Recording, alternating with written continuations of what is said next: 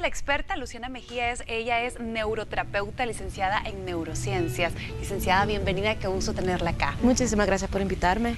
¿Te parece, Luciana, si comenzamos definiendo qué es la fibromialgia y cómo está relacionado con la comunicación? Bueno, la fibromialgia es una enfermedad que se le da a los pacientes, ¿verdad? Sobre todo a mujeres, mucho más recurrente en mujeres que en hombres, y se caracteriza por un dolor generalizado en puntos muy específicos, y además de eso conlleva al cansancio generalizado, ¿verdad? Entonces, de la manera que tiene que ver con la comunicación es que el paciente se ve discapacitado, ¿verdad? Pasa cansado, su productividad baja, ¿verdad? Se ve pérdida de memoria y además de eso sugieren otros síntomas, dolores de cabeza, pérdida de sueño, entonces todo eso se relaciona. Ahora, la fibromialgia, ¿en qué edad se puede dar? ¿Se puede dar solamente en edades avanzadas o en mujeres de 20 hacia arriba o en niños también se puede presentar? En niños no, sobre todo empieza a surgir los síntomas alrededor de los 45 años para arriba, pero sí es una enfermedad que se da mucho más avanzada. ¿A partir de los 45 en adelante? Sí. Sin embargo, sí existen ciertos casos donde es menos, ¿verdad? Pero es algo muy raro, no descartaría eso. ¿Hay un síntoma en específico que tiene que estar presente para que uno pueda decir, bueno, yo padezco de fibromialgia? Bueno, el dolor sobre todo, pero se da en puntos bien específicos, incluyendo las rodillas, el cuello y el cansancio que se ve generalizado. Algo que parecía muy fácil, ¿verdad? Tal como subir unas gradas, ahora cada vez se vuelve mucho más difícil y no se debe a dolor de muscular nada más, ¿verdad? De que alguna lesión, sino que se dan en puntos bien específicos. ¿Hay alguna manera que podamos prevenir esa enfermedad? No, no es prevenible, además no hay una cura, ¿verdad? Hay unos tratamientos, puede ser farmacológico o puede ser ahora lo que tenemos en el país, que es la estimulación magnética transcraneal, que lo que se busca es alterar la actividad cerebral para producir un efecto analgésico en el paciente, ¿verdad? ¿Ese sería el tratamiento? Sí, uno de los tratamientos que hay.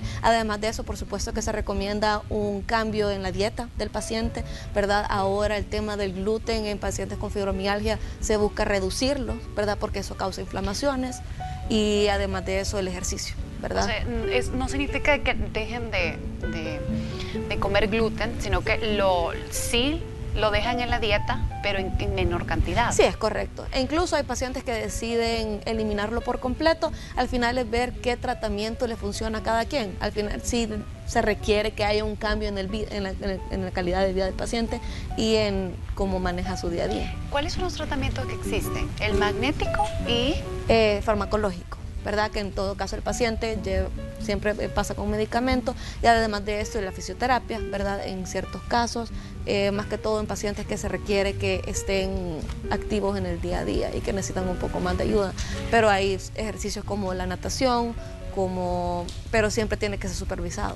O sea, de que no se puede prevenir ni siquiera haciendo como ejercicio, digamos, en tu juventud, ni teniendo como una dieta en específico, nada. No, porque aparte de lo que se ha descubierto de la fibromialgia es que se debe a una alteración en lo que llamamos los neurotransmisores, que son químicos que nuestro cerebro naturalmente produce. Entonces, y esta alteración todavía no se ha encontrado la causa, ¿verdad? Hay factores biológicos, ¿verdad? Se ve que hay un componente genético con la fibromialgia. Si tenés un familiar que padece fibromialgia, existen más probabilidades que tú la puedas padecer mucho más adelante. Componentes de dieta, ¿verdad? Componentes psicológicos, componentes sociales. El humano de por sí es complejo, ¿verdad? Entonces es un poco más difícil exactamente identificar qué es lo que ha causado esta alteración en los neurotransmisores.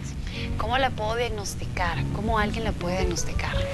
Tiene que ir a donde un neurólogo, ¿verdad? Y se le van a hacer diferentes exámenes, pero normalmente lo que detecta eso es el cambio de humor, por ejemplo. Los pacientes se ven más depresivos, ¿verdad? Y aparte de eso, el dolor crónico, pero el neurólogo es quien le da el diagnóstico exacto. ¿Un dolor exactamente en nuestras rodillas o en qué parte del cuerpo? Son puntos generalizados, ¿verdad?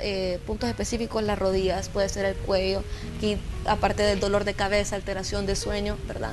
¿El dolor debe ser permanente o de repente viene y se va? Porque puede ser que confundamos ciertos dolores. Sí, es correcto. Y puede ser que nos pasemos como por alto también. Ay, sí, es que tengo este dolor de cuello, pero de repente se me fue y se me olvidó, ya no pude consultar. ¿El dolor debe ser permanente?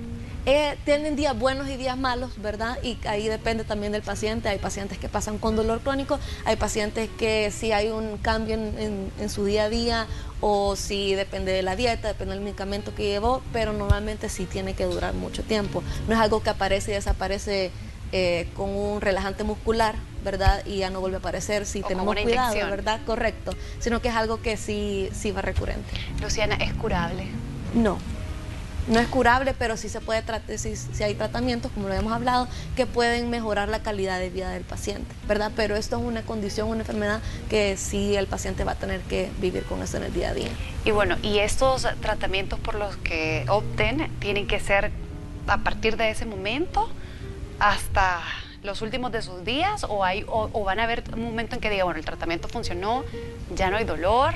¿O cómo funciona? No, siempre va a tener el dolor, ¿verdad? Siempre va a haber un tratamiento que va a tener que seguirlo, ¿verdad? No es algo que de la noche a la mañana va a desaparecer, pero sí hay maneras de que el paciente todo sea mucho más tolerable, ¿verdad? Pero no es como, por ejemplo, si opta por los fármacos, ¿verdad? Se lo empieza a tomar, ya no tiene dolor, el dolor ha disminuido, para de tomar los fármacos y lo más probable es que los dolores empiecen a regresar. Y bueno, hablábamos también de que esta enfermedad en el trabajo sí baja como un poquito la productividad. ¿Qué otros factores también de riesgo puede ocasionar la enfermedad, ya hablando en un trabajo laboral, si necesita hacer mucho esfuerzo físico?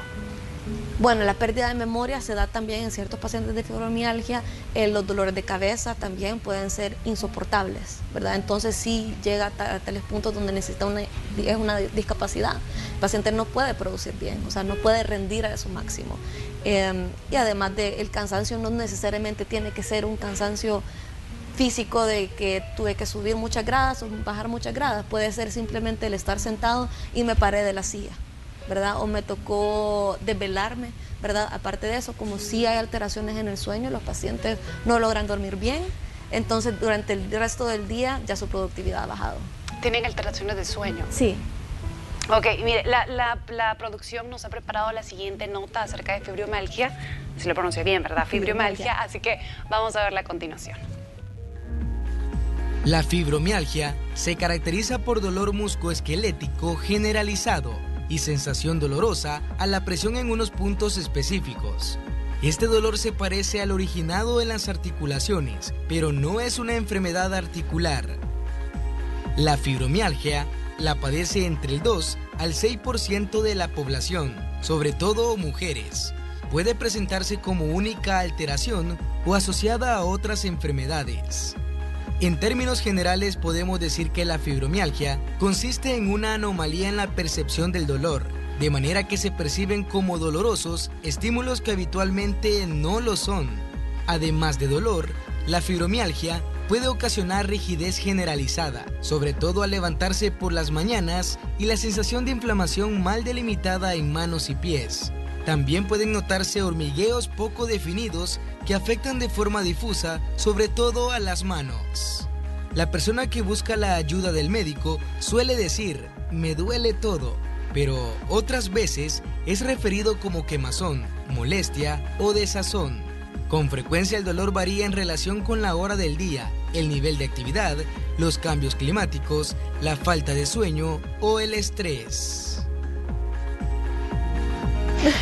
Y bueno, para combatirla existe un tratamiento que se llama estimulación magnética. ¿Qué te parece, Luciana, si ampliamos un poquito acerca de este tratamiento? Claro que sí, sobre todo dirigido al tema de la fibromialgia. Como habíamos hablado, se debe a una alteración en los neurotransmisores, ¿verdad? Químicos que tu cerebro naturalmente produce. Sin embargo, en pacientes con la fibromialgia que se ve una alteración, hay maneras de que esto se puede empezar a corregir, ¿verdad? Uno es los fármacos y la otra es la estimulación magnética transcraneal. La estimulación magnética busca estimular ciertas áreas del cerebro, ¿verdad? No solo funciona para fibromialgia, funciona para otros síntomas, ¿verdad? Como la depresión, que también se da en fibromialgia, y otras enfermedades que también. ¿Es como la depresión en la fibromialgia? Sí, es muy común. Sobre todo el vivir en constante dolor sí causa depresión, y además por esta misma alteración en los neurotransmisores sí se ve un cambio en el estado anímico del paciente.